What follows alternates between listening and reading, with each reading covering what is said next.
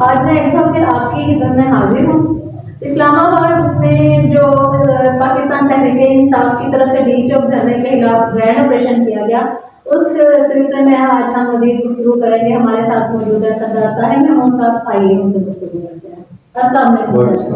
کیسے مزاج ہیں؟ اللہ کا بڑا کرم شکر۔ تو آپ کیا سمجھتے ہیں، جیسے آپ نے پچھلے پروگرام میں کہا تھا کہ تحریک انصاف اور حکومت کے درمیان کوئی مذاکرات کامیاب ہوتے نظر نہیں آتے،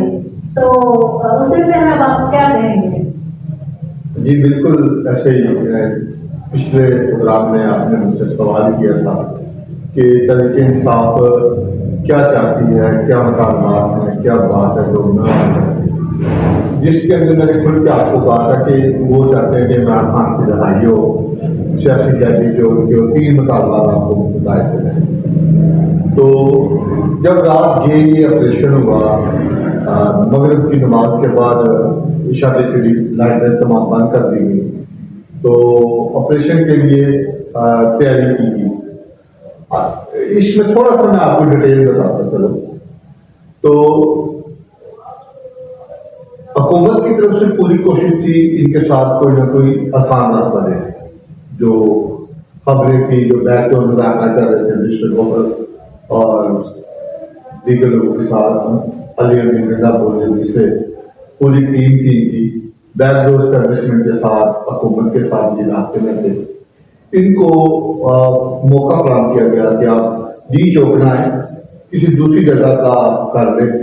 اور کچھ لوگوں کا یہ کہنا ہے کہ بانی پی ٹی آئی سے جو 2 دن لگاتار انہوں نے ملاقاتیں بھی کروائیں بغیر شیڈیول کے کہ بات مثبت طرف سے نکلے، کوئی لچک پیدا ہو،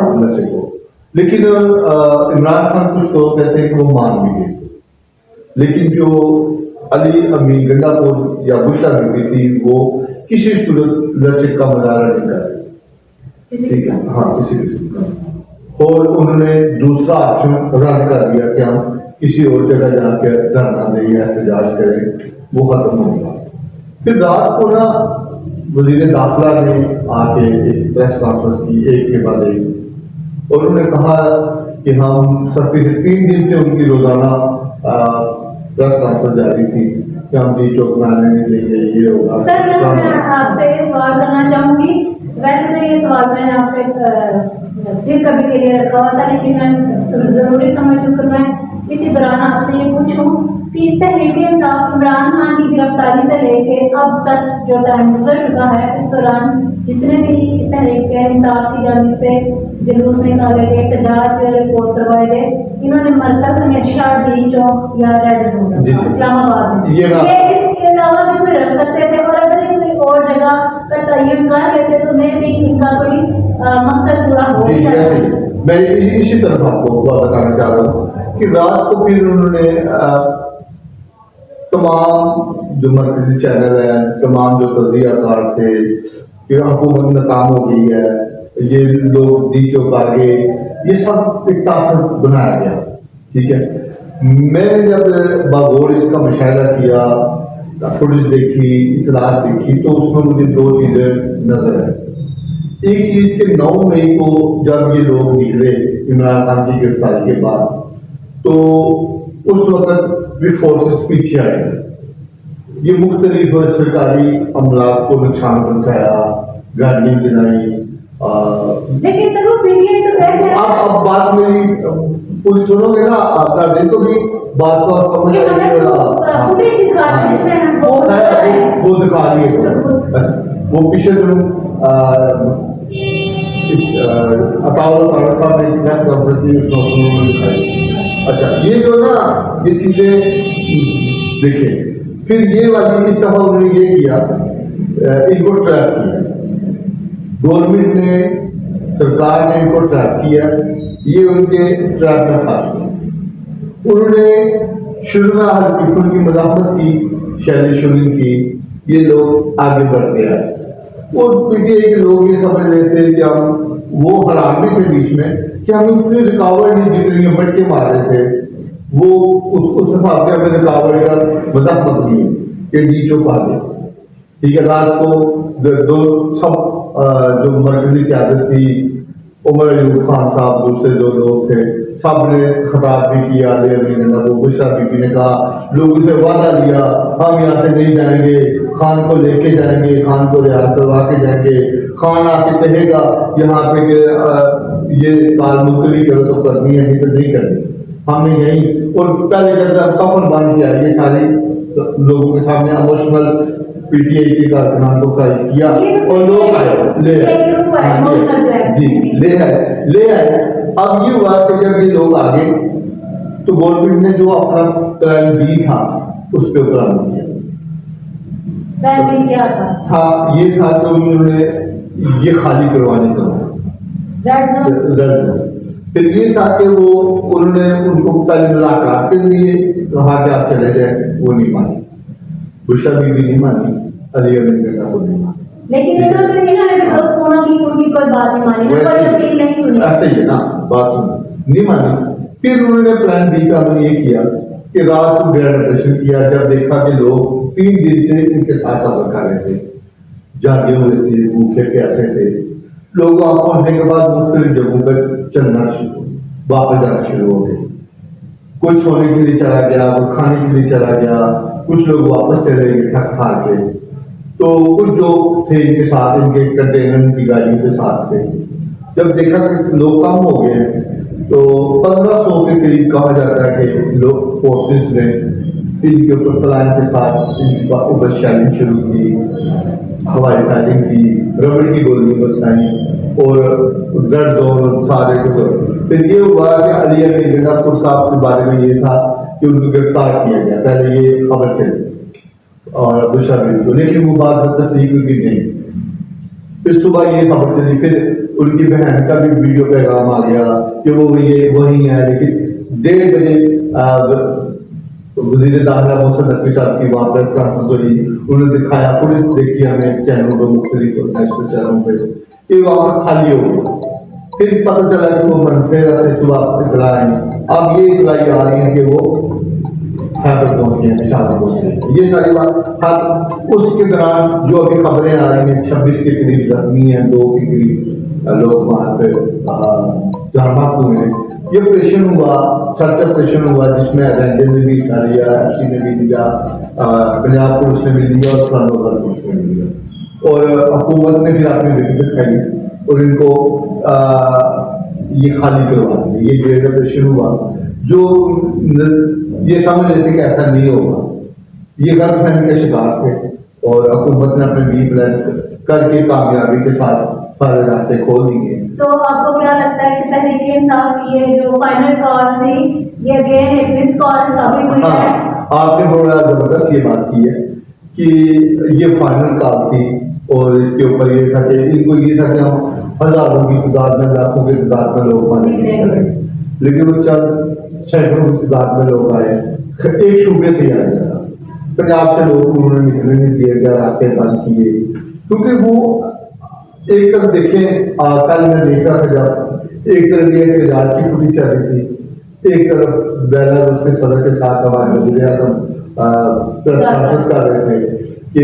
फिर तक 75 रुपये उनका वफा भी था जो मुख्तलिफ मायदों के ऊपर दस्तखत हो रहे थे। हम लोगों को क्या पैगाम दे रहे हैं, ये एहसास क्या था, बैठ के बात की जाए, पूरी दुनिया में एहतजाज होते हैं क्या डी चौक वो बाहर चला जहाँ पे मुतालबा, यहाँ पे आगे ये समझेंगे, हाँ ये जो बैठे ना ये धरना देके समझे कि यहाँ पे हम गवर्नमेंट को मजबूर कर देंगे, स्टैब्लिशमेंट को मजबूर कर देंगे कि हमारे साथ वो मुतालबा। तो आपको नहीं लगता कि ऐसा करने से पीटीआई अपने जो पहली साख है उसको भी खराब कर रही है? ये आपकी बात बिल्कुल ठीक मैं समझता हूँ कि ये देखिए ना, आपने देखा कि अली अमीन गंडा तो 3 दफा, ये 3री दफा हुआ वो लीड करके आए अपनी मिशनरी की हुकूमत के साथ लेके आए, ठीक है, सारा कुछ वसाइल इस्तेमाल किए, अब भी आए, तो तीनों बार के बाद निकले। इस दफा तो क्या इसमें कफन बांध के आऊंगा, फिर साथ बुशरा बीबी भी शामिल थी, लोग निकले खैबर से, कुछ लोग इर्द गिर्द से भी शामिल हुए, जो लोग पहले से वहां मौजूद थे, इस्लामाबाद को छोड़ के रह रहे थे। अब देखिए कि आप मौके से ये फरार हो गए, जगह खाली हो गई, اب جو میسج آ رہا ہے جو نوجوانوں کے اندر، جو پی ٹی آئی کے ورکروں کے اندر، کہ یہ لیڈرشپ صرف اپنے مفادات کے لیے، آپ کے فائدے کے لیے ہمیں یوز کر رہے ہیں، اس سے ان کی ریپوٹیشن میں فرق پڑے گا۔ صحیح ہوگا۔ تو آپ کو کیا لگتا ہے اس گرینڈ آپریشن کے بعد جو فائنل کار کے نتیجے میں گرینڈ آپریشن کیا گیا ہے، اس گرینڈ آپریشن کے کیا فائدے ہیں، کیا نقصانات ہیں جو ملک پہ بھی اس سے لوگوں کو پہنچے؟ کل جب احتجاج ہوا تو جو پاکستان میں اس وقت جو صورتحال ہے معاشی طور پر، تو اس میں ایک بری طرح دوبارہ وہ 35,000 نیچے آیا۔ آج صبح میں نے جب نیوز دیکھی تو 36,000 پوسٹ بڑھ گیا، یہ دوبارہ 98,000 سے اباب کر دیا۔ یہ دیکھیں کہ جب وہ حالات خراب ہوں گے، آپ کی معیشت پہ بھی اثر پڑیں گے، ایک دن کے اربوں جو ڈالر ہے اکانومی ہے وہ نیچے آتی ہے، کاروبار خراب ہوتا ہے۔ یہ ان لوگوں کو سمجھنا چاہیے، اگر یہ ملک ایسا ہے یہ اپنی سیاست کو چھوڑیں۔ اب اس کے نقصانات کیا ہوئے؟ ایک معاشی طور پر پاکستان کو نقصان ہوا، پھر مختلف عمارتوں کو نقصان پہنچایا گیا، رینجر کے لوگ شہید ہوئے، پولیس اہلکار شہید ہوا، جو دوسرے جو پی ٹی آئی کے ورکر ہیں، دوسرے لوگ شہید ہوئے، وہ بھی تو اس قوم کے بیٹے ہیں نا، ٹھیک ہے، وہ اس دھرتی کے بیٹے ہیں نا، وہ لاسٹ اس ملک کا ہوا۔ وہ ان ماؤں سے پوچھے نا جن کے وہ بچے جو جوان شہید ہوئے، یا ان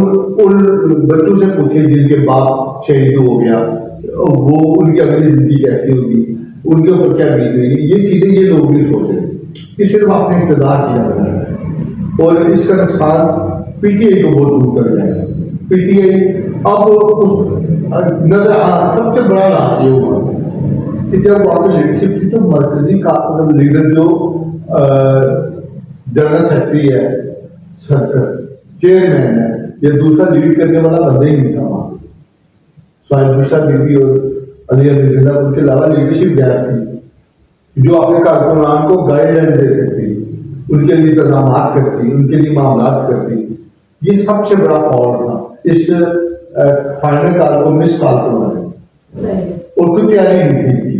یہ سمجھتے ہیں کہ لوگ ویسے نکل آئیں گے، جب تک آپ کی مقامی قیادت آپ کے ساتھ نہیں نکلے گی،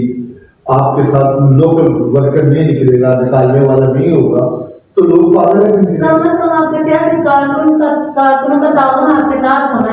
چاہیے، جو آپ کے ایم پی ایم جیسے اب گجرا والا تھا میرا بھائی علاقہ ہے، تو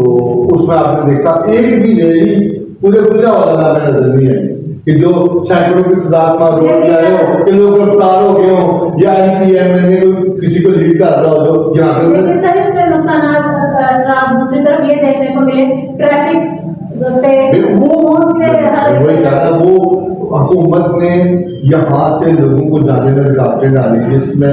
بے شمار لوگ پاکستانی عوام متاثر ہوئے،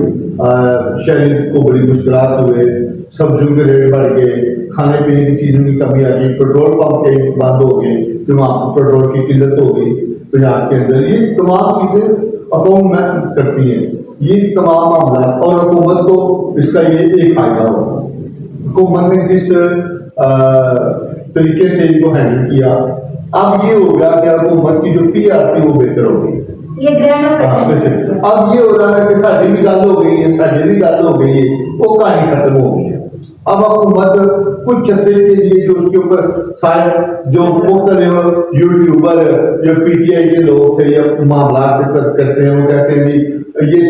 30 نومبر لاسٹ ڈیٹ ہے، 31 دسمبر لاسٹ ہے، اکتوبر لاسٹ ہے، یہ وہ سب باتیں بےمانی ہوگی، کہانی ہوگی۔ اب یہ ہو گیا کہ حکومت کو بھی سکھ کا ساتھ ملے گا، کچھ 4 دن یہ بھی اچھے طریقے سے اپنے کام کر سکتے ہیں۔ یہ دیکھنا 26 ترمیم ہوئی، دیگر معاملات ہوتے ہیں، اس میں یہ کچھ نہیں کر پاتے۔ اب عمران خان کی رہائی کو میں کہا عدالت کا کام ہے۔ یہ باقی اگر نواز شریف کے ساتھ ڈیل ہوئی تھی، جو بات ہوئی تھی، تو اس کو ریلیف عدالت نے دیا تھا، اور بے شک بیک ڈور تو اور بات ہوگی، لیکن طریقے کار کے مطابق جب آپ ان کی بات بیٹھے کرنا سننا ہی چاہتے، کچھ جیسے 26 ترمیم ہوئی تو مولانا فضل الرحمان نے کے سامنے 56 پوائنٹس رکھ رہے، ٹھیک ہے، ان میں سے انہوں نے آگے نکال دیے، اس میں سے آپ نے بھی ڈال کے ایک مسودہ بنایا اور اس کو پاس کروا دیا۔ حکومت نے چلاکی کے ساتھ بعض کچھ چیزیں شامل کی، لیکن یہ ہمیشہ سیاسی لوگ جب بیٹھیں گے تو اس کا حال نہیں ملے گا۔ طاقت کے ذریعے لڑائی جھگڑے سے کبھی بھی کسی بھی فیصلہ کوئی مسئلہ حل نہیں ہوگا۔ اس لیے خدا را میری تمام سیاسی لوگوں سے ایک ہی گزارش ہے کہ ذاتی مفادات کو چھوڑ کے ملکی مفادات کو خریدے۔ سب سے پہلے پاکستان ہے تو سیاست ہے، پاکستان نہیں ہے تو یہ لوگ ہیں سیاست نہیں ہے، یہ ملک نہیں ہے۔ تو ملک کی حفاظت کرنے والے لوگوں کی حمایت کریں، عالمی سطح پر پاکستان کی ریپوٹیشن کو بہتر کریں، دشمنوں کو موقع نہ دیں ہنسنے کا۔ ہمارے ملک میں کہتے ہیں لوگ سرمایہ کاری نہیں کرتے، کیسے کریں جب یہاں پہ کہیں کو تحفظ نہیں ہوگا، سیاسی استحکام نہیں ہوگا، تو یہ چیزیں کون کرتی ہیں؟ تو فی الحال تو یہ لگ رہا ہے کہ گورنمنٹ ایک کامیابی کے ساتھ محسن نقوی صاحب نے اس معاملے سے جان چھڑوا لی ہے۔ اب دیکھیں طریقے صاحب آپ کہتے ہیں اب سیاسی کمیٹی فیصلہ کرے گی، اب انہوں نے اپنی کال بھی واپس دے دیا ہے، کیا فائدہ ایسی مس کال کرنے کا جس سے اپنی پاور کو ضائع کرنے کا، اپنے معاملات ساتھ آتی ہے؟ تو یہ بھی کہ اس کا نقصان ہوتا ہے۔